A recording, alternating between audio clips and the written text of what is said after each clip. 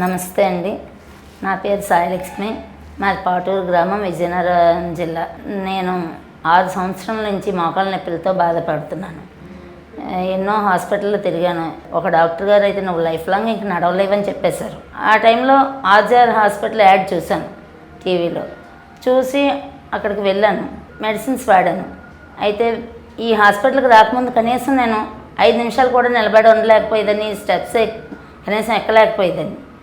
ఈ హాస్పిటల్కి వచ్చిన దగ్గర నుంచి, ఇక్కడ మెడిసిన్స్ వాడిన దగ్గర నుంచి నా పనులు నేను చేసుకోగలుగుతున్నాను. స్టెప్స్ ఎక్కిన పెయిన్ ఉండట్లేదు.